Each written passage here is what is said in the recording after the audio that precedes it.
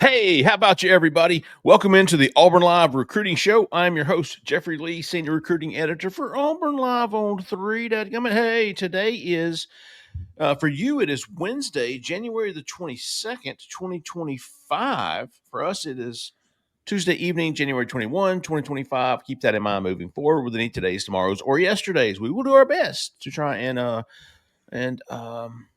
eliminate any of those words, not use any of those words, but you know how we are. We're prone to error. We've got a fantastic show tonight, as we always do. We're going to get some questions from the corner. We're going to talk about the upcoming Junior Day. Here to do it with me, as always, 100% of the time when they're here, Mr. Cole Pinkston, Sir Alan Head. How about you? How about you? How about you, fellas? Yeah, I sent y'all the picture. You done talk my wife into the Samoas, man. You know what? Samoa for the win. To steal a line from Jeffrey here. I would have thought she would have been a tag-along girl. I'm going to be honest with you, Cole. I think she likes them, but I mean, it was the tiebreaker, EMAC. I believe that she was like, you know what? I think I need to try those again. Okay. Yeah. Maybe I'm missing out. Maybe I need to double back to the Samoa then. It's been a while. You know Keebler has some on the shelves. Okay. But you know, they're mid compared to the Girl Scout brand. I somehow believe that. They're pretty good, but I mean, they're nothing compared to the Girl Scout brand. This is going to be a dumb question. I'm going to ask it. Is there like a Girl Scout season? Is there a time when they're selling these more than other times? I think they do this twice a year. Yes. I think they do it after the first of the year and maybe again in the summer. Sounds about right. Because you see the Girl Scout stands. You see the boxes out in front of the Krogers and stuff. Probably also depends on how big the community, right? Because you're not going to double tap the same people twice. So yeah, it's interesting, man. Girl Scouts have had a racket on the cookies for a while now, though. I've never, like, you were asking this question, and I had to really think about it because I've never encountered the Girl Scouts selling things very much. Just haven't come across them too much. No, my hometown. Look, I'm contemplating. Look, if all of these things can be the NIL stuff can be held accountable by Sherman Antitrust in the court of law, I'm thinking about taking Girl Scout cookies to antitrust litigation for the monopoly that they have. Yeah. Well, I don't see the second season, but I know it is. Maybe it's. I don't know. We'll figure it out. Tagalongs number 2 had those tonight. Well, only because I was out of Samoas. I got it. Yeah, right. That was the second option. Fellas, let's look ahead. Saturday, January the 25th, Auburn's going to hold its first Junior Day for the 2025 calendar year, but for the 2026 recruiting class, some freaking studs already confirmed to be visiting. Zach, I'm going to share my page if you're anywhere close. Go ahead and pull up this visit list. We'll just go down and hit some of these some big dogs that have already confirmed. I think I counted. There was 6 or 7 top 50s. Let me pull this up. All right, I've got it ready. Sorry.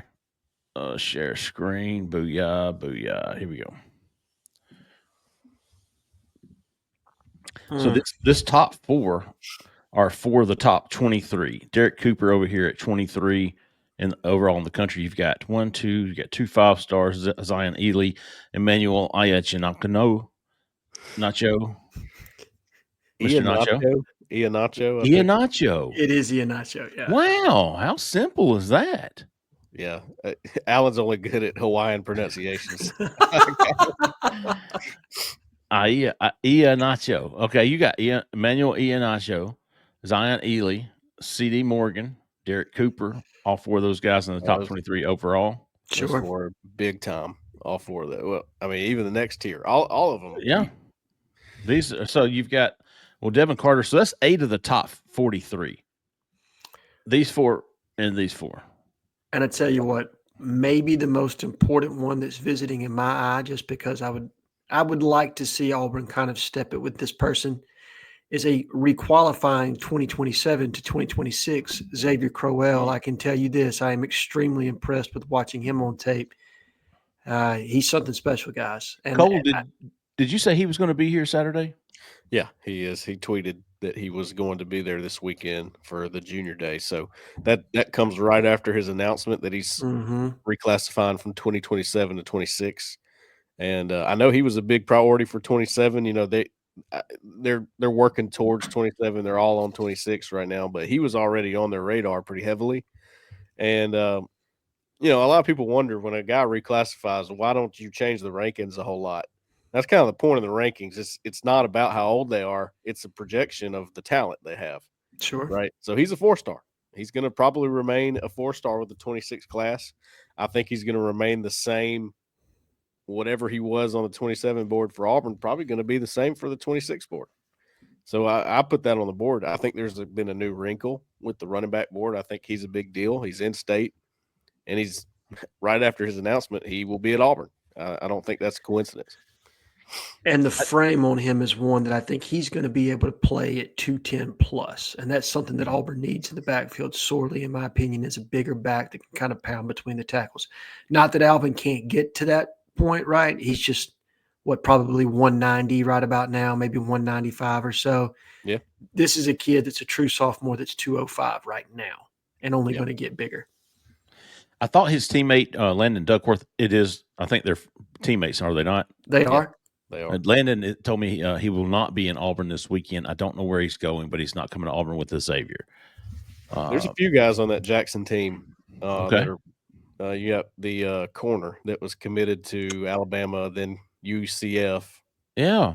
Jamarian Gordon is also – he's another one. So they got several guys on that team. And Crowell, he was every bit as impressive as Duckworth was, I thought, in that championship game, in the playoffs, period. He was very good. You know, before, speaking of reclassification and running backs, let's don't forget who's coming in for an official visit this weekend. Mr. Omar Mabson. Look at that transition. Oh, pretty good. Man. Let's lay that for me. Omar Mabson, a local guy, Auburn High School. I don't know. I think he rushed for nearly 2,000 yards, maybe 1,500 yards as a junior. And he has reclassified to the 2025 class. He will sign in February. Coming in for an official visit this weekend. I think he was supposed to visit Alabama this past weekend. I'm not sure that he did. But, I mean, all signs point to him signing with Auburn unless something changes. But he's going to be in this weekend for an official visit. He will be the only official visitor. And just going back over those 2026 guys, we talked about these.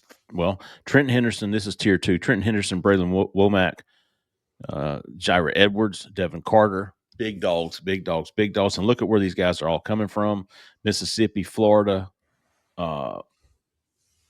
Baltimore, Georgia, Maryland, Alabama, Florida. Third tier, you've got Hezekiah Harris, Vodney Cleveland, Shadarius Tootle, 3 of top in-state recruits. Ezavier Tiller's coming over from Georgia. JaMichael Garrett will be here. Marquez Daniel, a couple more in-state guys. Jay Lamar from Georgia. How about Jermaine Kinsler from New Jersey? The number 1 player in the state of New Jersey is going to be there. And then we talked about Ezavier Crowell. Gosh, I don't have my glasses on. What does that say? Zyron Giles. I think it's Giles. Okay. Giles from South Carolina.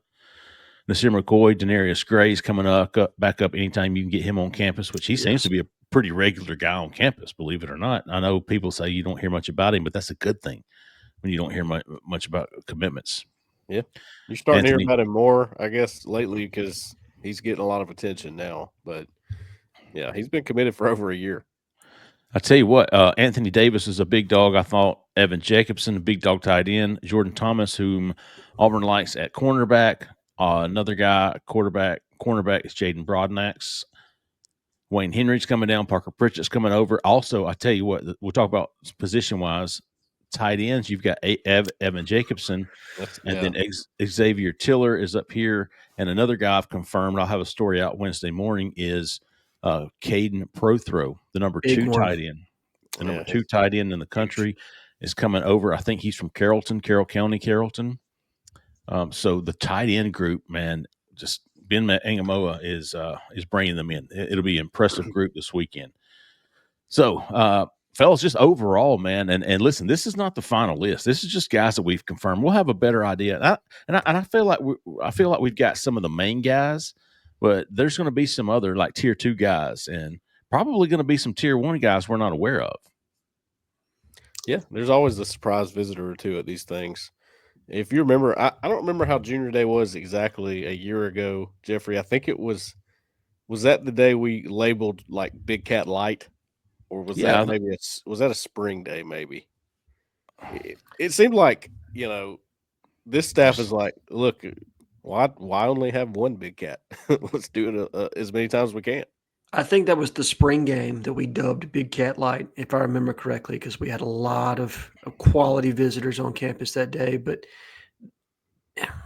other than that massive Junior Day you guys covered, where there were like 500 kids, Yeah, no, and not all of those were top echelon prospects. Oh, was that the Like QR code that got spread around? Yeah, that was from a volume standpoint. That's probably the biggest you guys have seen. Yes. But from like a dense population of blue chip caliber players, this is probably the thickest one yet to my memory that you guys have covered in the Hugh Freeze era. I think it is.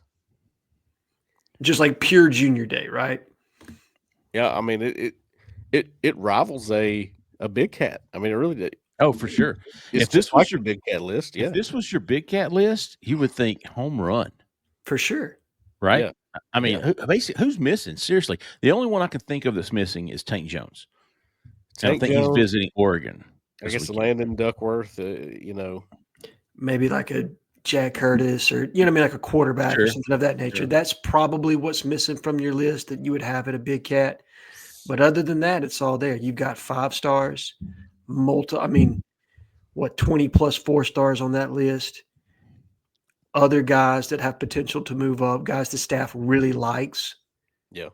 So you can tell that some of the evaluations that they were doing in the fall while you had coaches on the road, looking at obviously senior class talent, but some of these juniors and sophomores as well. And now they're getting them on campus. So it's just, look, you can say whatever you want about Hugh Freeze's coaching to this point, right?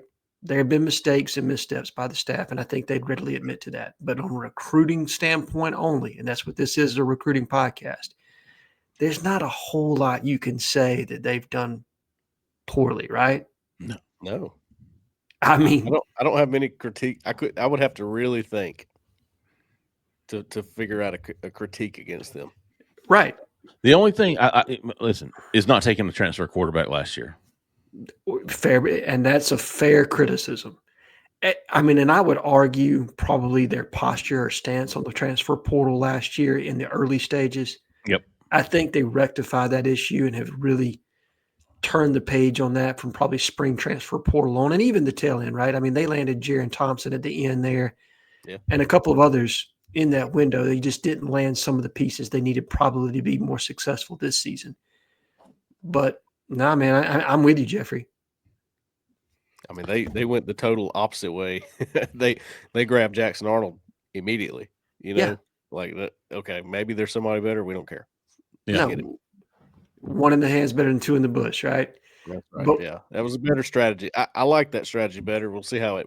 I love the whole. You remember? Who was the kid from Stanford? Ashton Daniels. Yes. I love how he got in the portal and was like, I'm going to Auburn, but you know what I mean?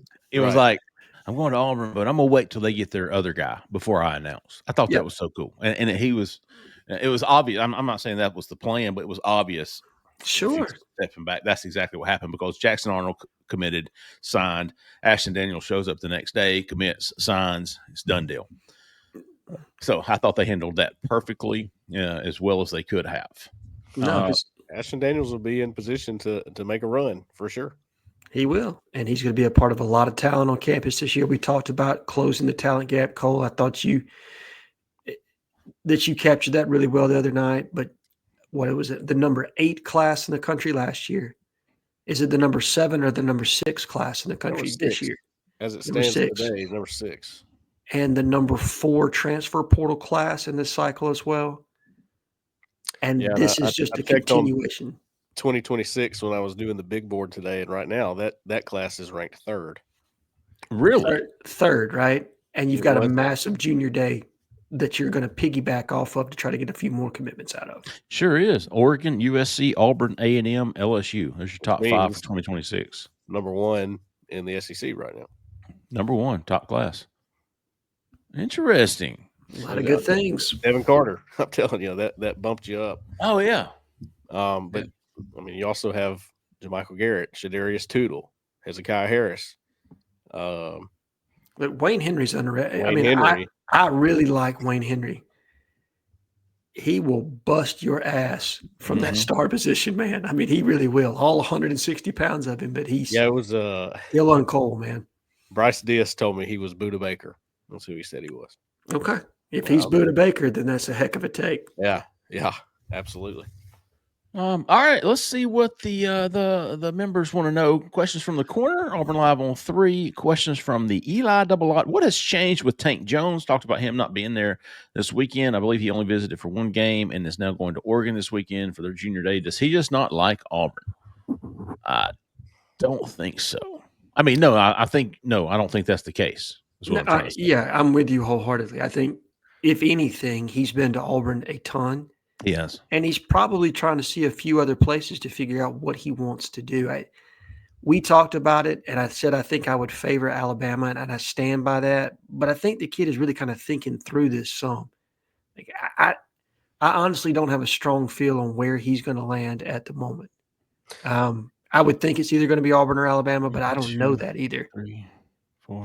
No, I mean he could easily turn out to be like Naeem Alford was, where Ohio State, Oregon. Watch out for those schools because they love him. Everybody in the country loves Tank Jones. I've heard someone describe him as one of the best edge prospects they've seen in years. Right. So I think it matters that Josh Aldridge is not with Auburn anymore. I think he was a big deal with Tank Jones. Tank Jones told me several times when interviewing him that Josh Aldridge was important. So yeah, you have a little transition there that you're gonna have to deal with if you're Auburn. It's the same way when Zach Etheridge and Carnell Williams left. Yes, and they were really heavily involved with Naeem Alford, and it was like, okay, it took a while to get back going with him again. And eventually Auburn did. They didn't get him, right? But they were in it till the very end, and every recruitment's different. That doesn't mean it'll be the same way with Tank Jones. But it's probably going to take some getting your traction back down with him in the next few months. Sure. He visited Auburn 5 times during 2024. Yeah. So he's been and twice more in 2023, and those are just the ones that were marked on his profile. He's been here a lot, and I expect him to be here for spring practice, and I would expect him to be at Big Cat as well. AU Blue 40. Is there an under the radar guy in next year's class that you guys really like at this point? An under the radar guy that we really like at this point? Shit, man, I haven't had time to really look at this 2020. I mean, this January 21st. I don't know. I have I really like Bubba Frazier. That was kind of who I was going for. Slot receiver out of Georgia. Electric guy. I think when I saw this question, I thought Marquez Daniel. Now he's moved up the list. He's not a sleeper anymore, right? He's rising. Yeah, he's a 4-star now. He's a 4-star now. But when I was initially looking at this, I didn't feel like Marquez was kind of that guy. But when you throw in his junior highlight reel and you kind of see some of the expansion of his game and how he's developed, and then just pure size and physical presence, he's a kid I really like, and I think he's going to continue to rise in the rankings. But that's not a bad pick at all, Cole. I know he's somebody the staff's very high on. Yeah, I have a couple. Okay. Graham Houston is an offensive lineman from Buford. I like him. I like his build. He was at a game last year. His tape's good. All that's good. I think coming back in the spring, Jake Thornton went and visited him today or yesterday. Yes, yesterday was it, right? Yeah, and he's a 3-star. So I guess you would consider. Yeah. Under the radar a little bit right now. Some schools are starting to call him a little bit more, though. I would definitely go with Deshaun Spencer from Saraland. It might be unfortunate for Deshaun Spencer if he wants to go to Auburn, which I don't know for sure that Auburn's his top school. I think he likes Auburn. from talking with him. But this wide receiver class is so loaded. You know, is there a place for him? I don't know. I just think he's really good. It's another like a Mario Craver. You know, we all thought Mario Craver was good. It just didn't work out at Auburn. He went to Mississippi State. Dalen Upshaw was the guy last spring. That was kind of Dalen Upshaw, yeah. Yeah. TK Norman was another one. There you go. They're right on the bubble, but they're going to big schools, right? I mean, it's not like they're all of those cats were like 3 stars. You know, didn't make big headlines in the spring. And then all of a sudden, you've got TK signing with A&M. Didn't he end up signing with A&M? He did. And Dalen down with Miami. Yes. Two guys. Go ahead, Cole. I'm sorry. No, you go ahead. I was going to say 2 guys that maybe fit your profile. And you tell me what you're thinking here, Jeffrey. Parker Pritchett from Carver, Columbus. I think he's a guy that the staff really likes as an interior offensive lineman. And maybe Travis Burgess from Grayson as a quarterback. I think I love that pick. I love that pick. Yeah. He is the one guy I have seen, and I looked at his player profile. And is he unranked? I think he's a 3-star now. Okay. 3, yeah. No, I like that kid. He was at camp, I think, Jeffrey. I think he was at camp, and then I saw him in the opener against Thompson, and he played for Grayson, and I thought he was, I mean, very, very solid, very polished. I like him. I was looking. He is on our visit list. He's unranked. ESPN has him at 3. Rivals has him at 3. 247 unranked. On 3 unranked. Okay. Let me share this real quick, Zach, so people know who we're talking about. But yeah. Did he not lead them to a state title? I'm pretty sure he did. Yeah. That win against Thompson, man, that was impressive too. You know. Yes, maybe that's where it was. That was the first game of the year, wasn't it? It was. It was on TV. Yes. Yeah. I like him. I would say that big dog, Blue. I would put Travis Burgess in there for me. And if you're going to take 2 quarterbacks in this class, he's the kind of kid, in my opinion, a lot of good raw tools, some polish to him. But I think here's the tricky part, right? Trying to convince 2 signal callers to sign in the same class. That's tough. You think they're going to get 2?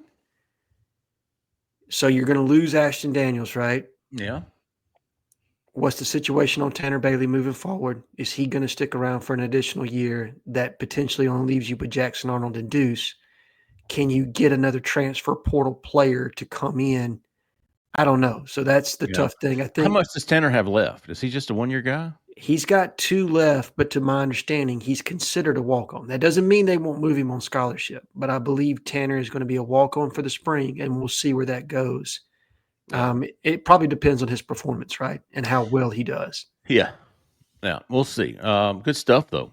Tigers Unlimited wants to know who are Auburn's top corner and safety targets in the 2026 class. Still really early when it comes to that, but I think some of the top targets are guys that we think Auburn's going to be looking very hard at. Are the 3 guys that are coming in this weekend at corner, and I got that today. Just poking around. Let's see.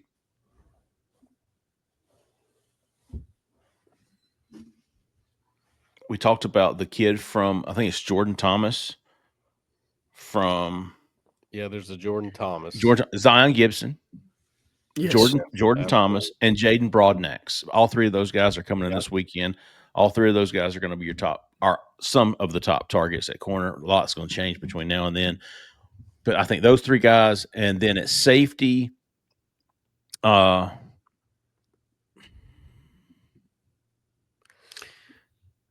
let me pull up this offer list because I have to look at it. I mean, Jira Edwards. Yeah. There you go. Yeah. Braylon Womack from Mississippi. Braylon Womack, good one. He was just in to see him, correct? Yeah. Yes, and TJ Rushing. That's right. Simeon Caldwell from the Bowl School in Jacksonville is somebody to pay attention to. I'm doing some research on this position right now because I might have gotten ahead of my skis because this position right here, these 2 positions, I'm having a hard time tracking down the top targets to be able to do the names to know. It's early, man. It's early. You know, Nasir McCoy is another guy. Obviously, he'll be there. There's a few. Laziah Jackson, I talked to him the other day. He just got offered by Auburn. He's supposed to visit the spring. So I don't know. Those positions, corner and safety, is probably the reason you're asking that question, is because it's still a big mystery, in my opinion. We got some names, but it's not as – I mean, we know the receiver targets. Sure. We know the running backs. We know most of the offense. We got to learn those positions, and it's not. It's. I think they're still, discovering new players out there in those. Sure. Positions. And these junior days are part of the vetting process, right? Yeah. I mean, so they go out, they visit these high schools in spring, they get them on campus so that they can have some kind of a conversation with them, get their measurables, all the other things that they're going to do, and just kind of get a feel for where the kid is. And then as spring starts to go and you have May eval season, at that point, you've nailed everything down about who your top targets are, who you're prioritizing. And there'll be, Jeffrey, you talked about it, they're going to take 1, 2, 3, 4 more kids before you get to that point, right? Before you probably get to the June official visit season.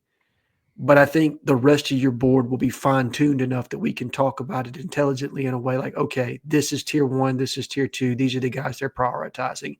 And right now, it's still kind of a guessing game of trying to figure all of that out.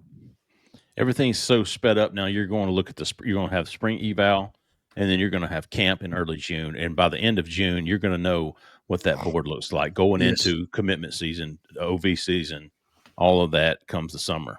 Yep. So still a couple more eval periods for Auburn to kind of get everything lined up. Not saying that they don't already, but TJ Rushing too. He's just getting his feet wet going there with his whole recruiting board. So that's brand new. So we'll have a better idea in about 2 weeks probably. Let's see what Stephen Quay.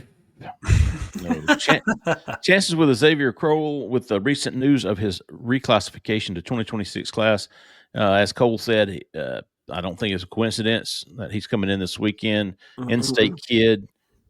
What do y'all think? You think Auburn's the undisclosed team to beat? I think it's going to be tough to get him out of the state of Alabama. That's what I'll say. I think it comes down to Auburn versus Alabama battle. I do believe that. Where's Jackson? Just north of Mobile. Okay. Yeah. I think we had this conversation the other day. Yeah. Okay. Close to where Kevin's from. Okay. Yeah, not too terribly far from where Kevin's from. Okay. It's going to be interesting. I think Alabama's head coach was in to see him earlier this spring, to the best of my understanding. Hugh has been by that school, I know, so they definitely have their eye on him too. And he's the kind of kid, in my opinion, these small town Alabama kids, it's hard to get them out of state if both the in-state programs are prioritizing them. I think we need to find out where he sits on this board. Sure. Where does he fit in with the guys they already had, the guys that we know about that are targets, Jay Lamar, Amari Clemens, some of these bigger names that we know that they love. Derek Cooper. Yeah, Derek Cooper for sure. My gut feeling tells me he's in there. He's close or in that tier. I would call it tier 1. I think he's close. So that's important to me when I'm looking at, does Auburn have a chance? Because the guys they put in tier 1, they typically have a good shot with. They do. Usually go all in on those guys. Especially in-state guys, obviously, too. So ASHS football scout, high school football scout. Who is your must-have recruit on offense and defense for this class? Must-have on offense. I'm going to say C.D. Morgan. I like it. That's not a bad pick. I was thinking him. I mean, it'd be fun to say Ia Nacho, but I mean, I just don't know where Auburn is on his board. Obviously, that they're on the board, but I feel like we field this question every year, and it's maybe more than once a year. And my mind always goes to the guys that are closer to your footprint, who you should have a better shot with. And if you lose, that stings. Yeah, not only from a positional standpoint, but a perceptional standpoint as well. Like a must-have. Man, I mean, Alexander City right up the road, C.D. Morgan. You got Malcolm Simmons. You've got the relationships prior. Auburn was in on him early. To me, I think he's a must-have on offense. Okay. I think it's a big loss if he goes elsewhere. I won't disagree with that. I'm going to go with a different receiver on offense. The guy I mentioned earlier, I'm going to go with Marquez Daniel, must have, Okay. because Booker T is literally in your backyard. For many of the same reasons. Yep. And then on defense, I'm going to go with Trenton Henderson out in Pensacola. I think that would be a big one for Rock Bellantoni in a position of need. You can always add pass rushers. That is a premier spot. Ooh, I got a good one. Go ahead. Bodney Cleveland. Oh, yeah. Yeah. You talking about close to home. Mm-hmm. Give me Tank Jones. Then. There you go. Okay. I like it. Yeah. All of those guys in state, offense, except for Trenton. He's right north of the Gulf of America, right in the panhandle of Pensacola. I like it. Gulf of America, baby. So that's not terribly far. No. I think Florida considers the panhandle Alabama, anyways. We'd have to ask. We'd have to ask Florida man. Yeah. Well, you would have to ask Keith and his jorts if he considers the panhandle part of Alabama. Yeah. But I would tell you this: there have been a lot of great recruiting head coaches, but Pat Dye used to say, if I can recruit the state of Alabama, the state of Georgia, and the panhandle of Florida every year, I'm going to walk away with a championship type program. And I think there's some fantastic athletes in those three states. He was so close to getting Emmitt Smith. Oh, he really was, wasn't he? Man. He was a Pensacola boy too, wasn't he? Yeah. My dad has a great story about that because he was helping recruiting when. Oh, really? Yeah, he was. He said that Mama wanted him at Florida, and that was it. Game over.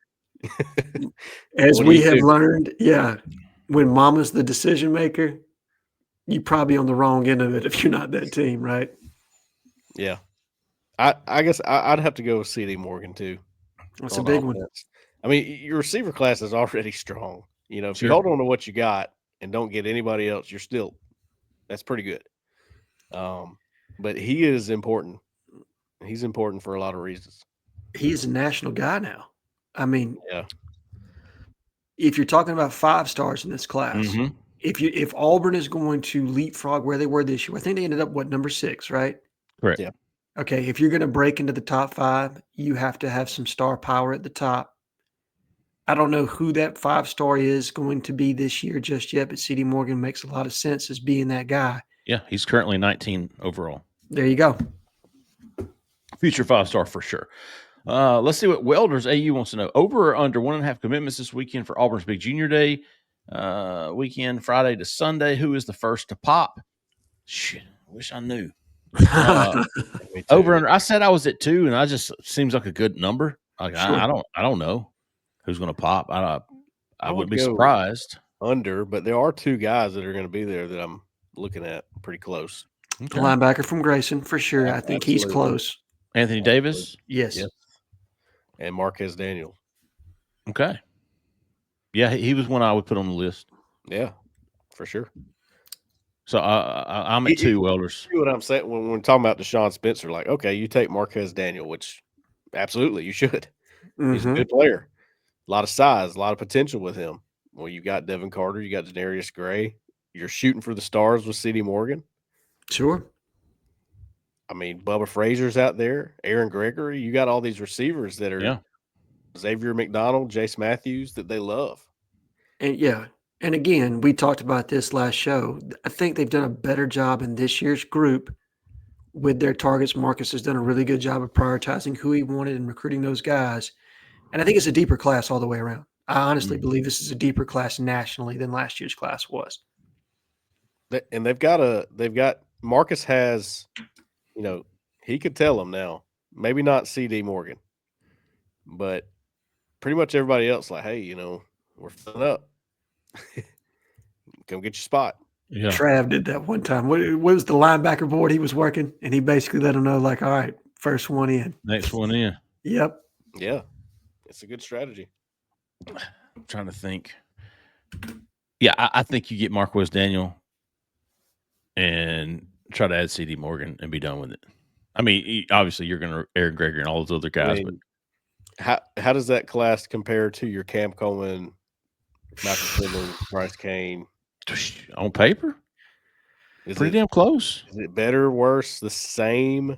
I mean, Man, you've got hold on. If you get Devin Carter and CD Morgan, now you're talking about 2 5-stars, which Perry and Cam were Yes. at one point, right? Yes. Okay, so that's a push. Now you've got Denarius Gray and you've got Marquez Daniel, both high 4-stars. Let me see. Yep.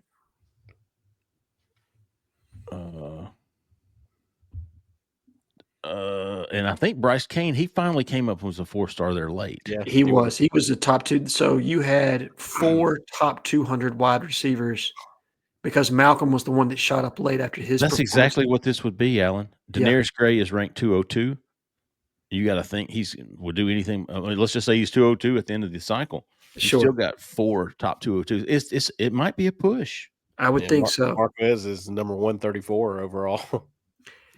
And it's, and you're saying it right because you're saying on paper, right? Because we've seen what Cam Coleman and Malcolm have turned out to be on campus. And I think they're everything that their star rating said that they would be. Yeah. We still Malcolm Simmons was ranked a 5-star. He played like one. Yeah, he did. That's a true freshman. He did what a 5-star you would think. Absolutely. Right. McNero. Who are your top 5 recruits on Auburn's board with percentage chance of signing them? Top 5 recruits on Auburn's board. Our top 5 recruits on Auburn's boards with the chances of signing them. I think. I'm guessing he's saying who are our top 5 picks, wish list guys, basically. Okay. And Auburn's chances of getting those guys. All right. Well, let's start at the top then. CD Morgan's got to be at the top. Yeah, he's up there. Him and Tank Jones. I give it 50% today. Mm-hmm. Me too. Yeah, I'd give him 55. I've got a pick in for Auburn, and I have no reason to change it at this time. Good. I'd say I'm at 55. I think Auburn's. Okay. It would be okay. I'm lean towards Auburn. Let's put it that way. Yeah. CD Morgan. I think that's fair. Zion Ely. I would think he's also top of the board, 5-star receiver. 5-star pass rusher out of St. Francis Academy, where you just had a ton of success. I don't know. I think there's some momentum there. I mean, I think he got a shot, but he's a national guy. So before junior day, probably 10, right? 10%. I'm at 20. Jeffrey, you just took the words right out of my mouth. I was going to say 20%, but that's typically the spot I give it to when I've heard some positive things, but they haven't been to campus. You don't really know yet. You're just hearing like backroom chatter. Well, he's an interesting case because he's got, now he's got teammates there.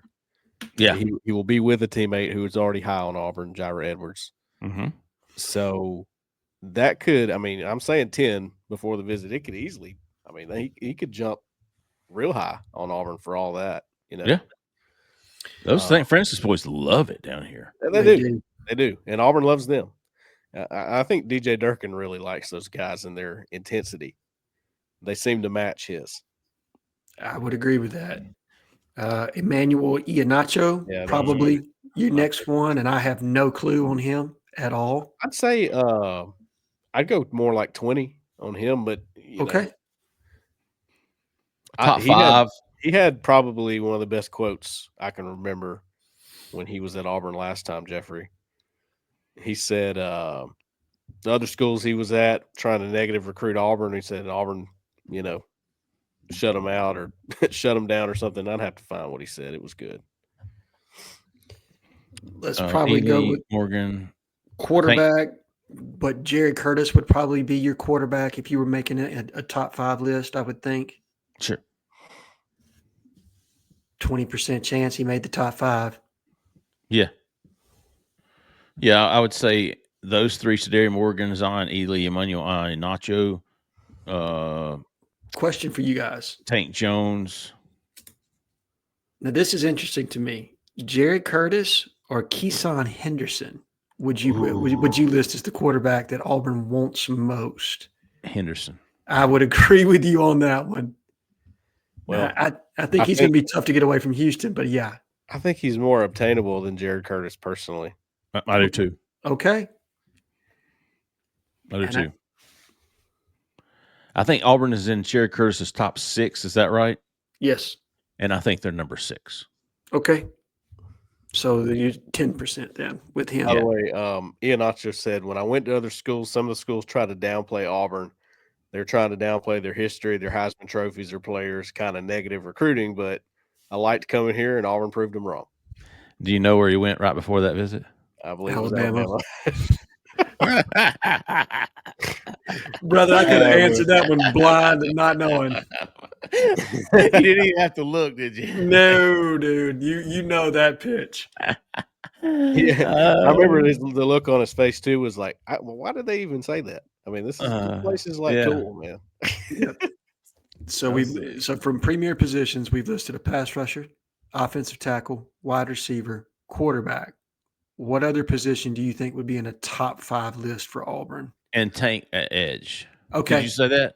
I did not say tank at edge. I said Zion Ely, but let's go Tank Jones, number 1 player in the state. That makes a lot of sense to me. I think I would take Tank straight up over Zion Ely, no matter where they're from.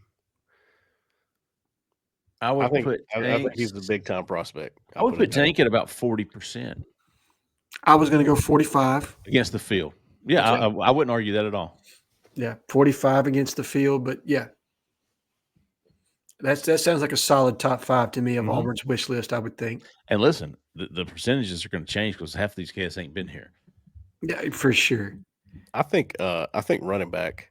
I keep going back to running back in my mind. I feel like you need a stud there. I'm kind of over running back. Just because of all the receivers. I guess. Don't get me wrong. I would love a big dog running back. Like Derek Cooper. Like, what if you got Derek Cooper? Yes. I mean, he's got schools looking at him as a receiver too. I mean, he's just that kind of guy. You know, he brings a lot. All right, so maybe we take Zion Ely off. Do you put a defensive tackle on the board instead? Is it a Bryce Perry Wright? Would you put him on instead? Very good. Very good. Or a Vodney Cleveland. There. Yeah. Yeah. No, I would put Vodney at least 50. I think so too. Does it feel like the volume of stud interior D lineman goes down in every cycle? It's like you just don't have that big. You don't have a lot of them anymore. They're tough. They're hard to find. Mm-hmm. No, that's why last class was so impressive to me, because you snagged the top 3 in the state, and then you got a guy, in my opinion, who's got the skill set to be a disruptor on the interior. Not the most highly rated guy, but I will say this, and I've said it multiple times over. If Rodney Garner stamps him as a guy he wants, I'll take that waiver all day long. Okay. Yeah. Right. Yeah, and Jordan Crawford, you know, I was so high on him because he plays like that dominant defensive lineman that we were used to seeing, you know, in the SEC. Sure. So I think he's a perfect. What about Aiden Harris? Oh, I don't know that I'd make him top 5, but he's a heck of a player, man. I mean, he's in your top 10 for sure. Let's see what AU Blue 40 wants to know. Most legitimate possibilities at OT for next year's class. Most legitimate candidates for possibilities at OT. God, I just don't know. I don't either. It's so early, man. I mean, signing day is like 11 and a half months away. Let me pull up some offers. Let me pull up the offer list and see what we can I'll give you a couple names. So you had a guy visit real recently in Johnny Jones from Bradenton, Florida, but his family is he's got a lot of family in Auburn. That's why he stopped by. So that's an interesting deal, and we'll track that one. I know they love JB Shabazz. Okay. I mean, they love him. So he's going to visit soon. I think they're pretty. Here's some names. Cole, Davis Sanders committed to Tennessee. Michael Fasusi is Oklahoma. That's 25. I told y'all that.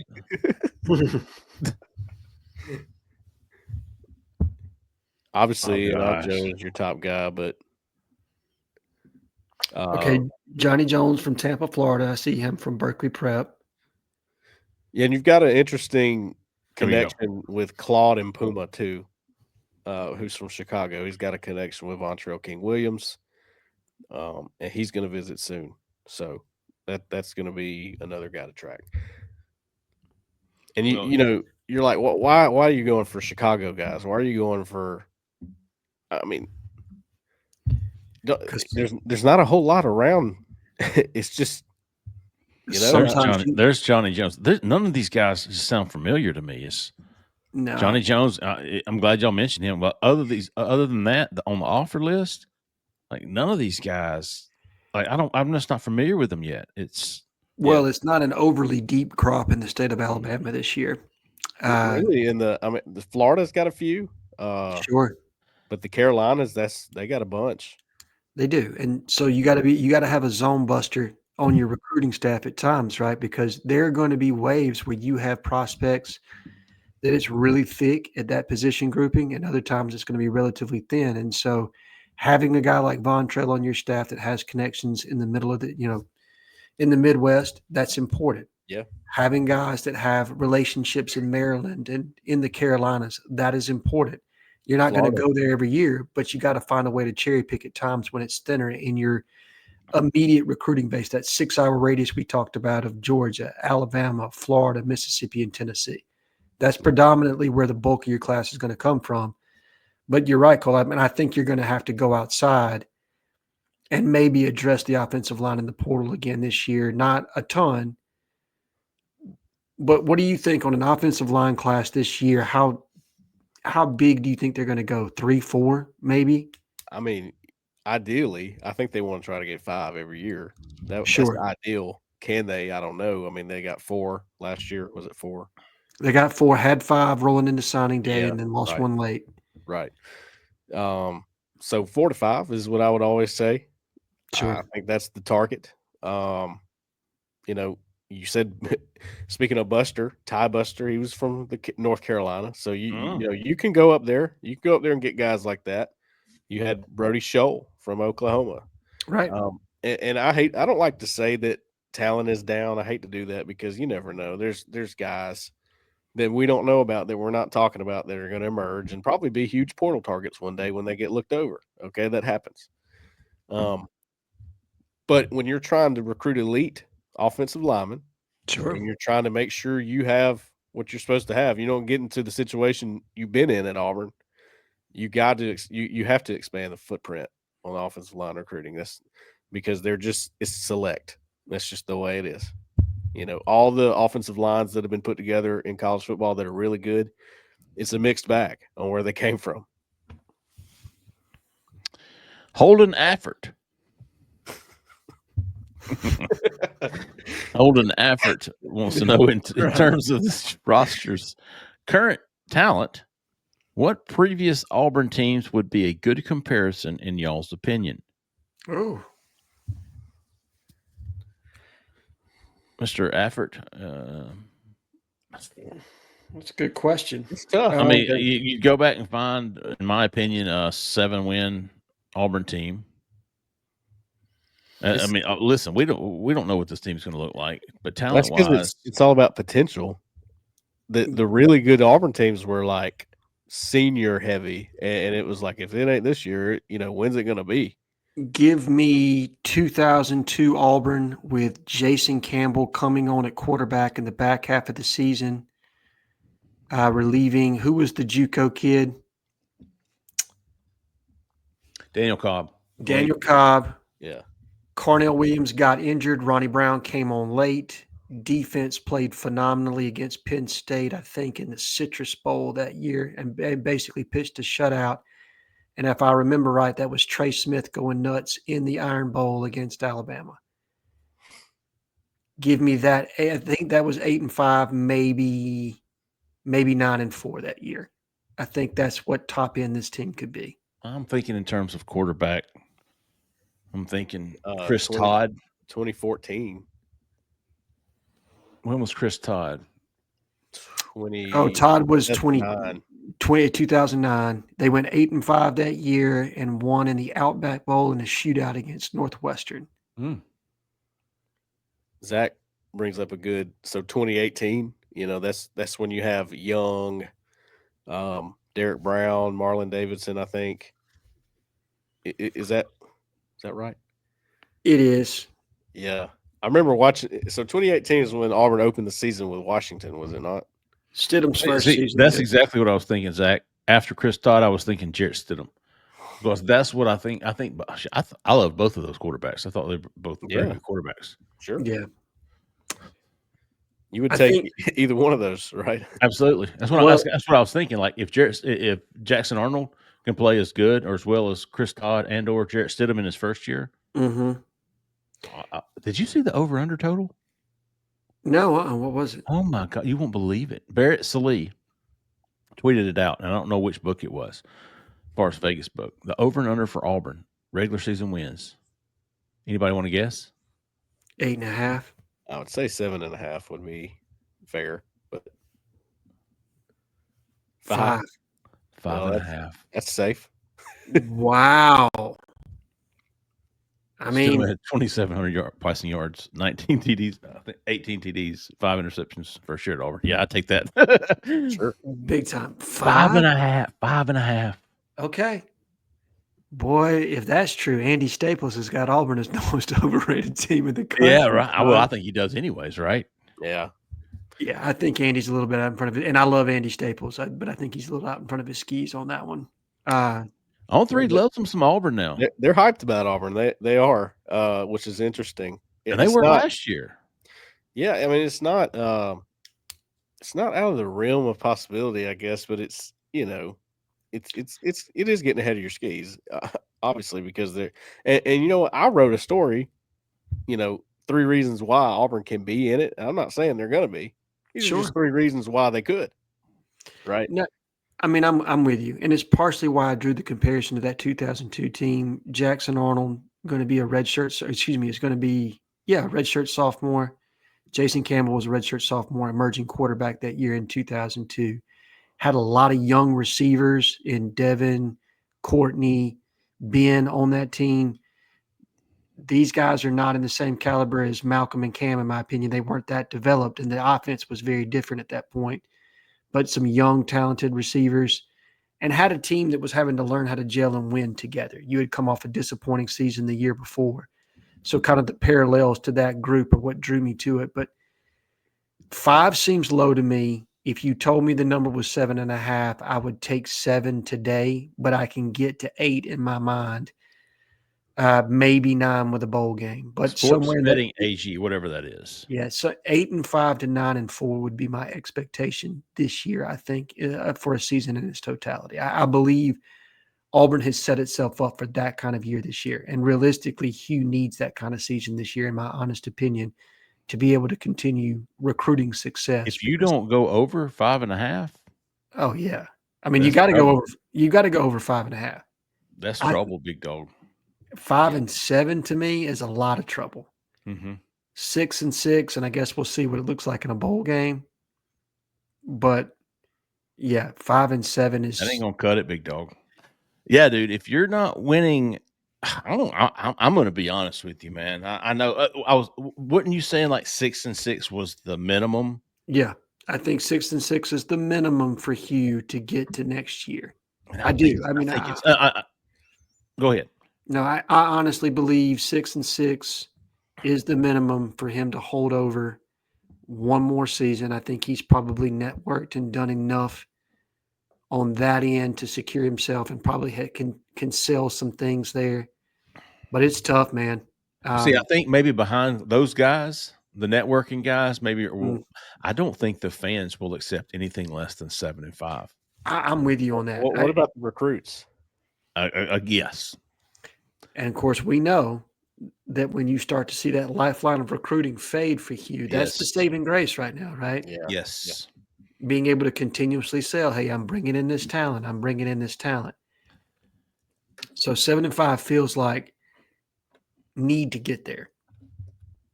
So you can no longer sell at 6 and 6, dude. It's hard to sell the future after 3 non-winning seasons under your tutelage. It is. Eli did it at Missouri. He had 3 straight 6 and 6 seasons, and had one of the ugliest losses that I've ever seen inside of Jordan-Hare. But got to season 4, and that's where it really took off for them. Okay.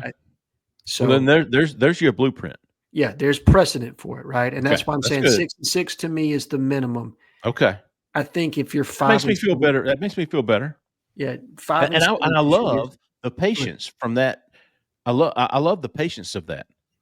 Yeah, I mean, it paid itself off, right? He's Mhm. 2 straight years of 10 wins, right? I think. Yep. And that's what Hugh Freeze is trying to sell what he's doing. That same trajectory, the same path as Missouri. Yes. And so Missouri never won more than 6 games in his first 3 seasons. I believe. Let me look up at Eli's record, but he was 6-6. Now maybe he got to 7 with a bowl win somewhere in there, but regular season was 6-6 his first 3 years. Well, I'll tell you what, 6 and 6, I like the minimum there because 5 and 7, man, that's not going to go over well. No, I don't think it'll be enough. And Personally, I wonder if his recruiting took a dive, not even a dive, but maybe a little step back after the third non-winning season for Missouri, or that 6 and 6, and then it took back all off after winning 10 games the next year, and then you're really saying, here's what we've been trying to do. I think so. And I think he had to leverage the portal to compensate some for that. There you go. There you go. So here it is: 2020, 5 and 5; 2021, 6 and 7; 2022, 6 and 7.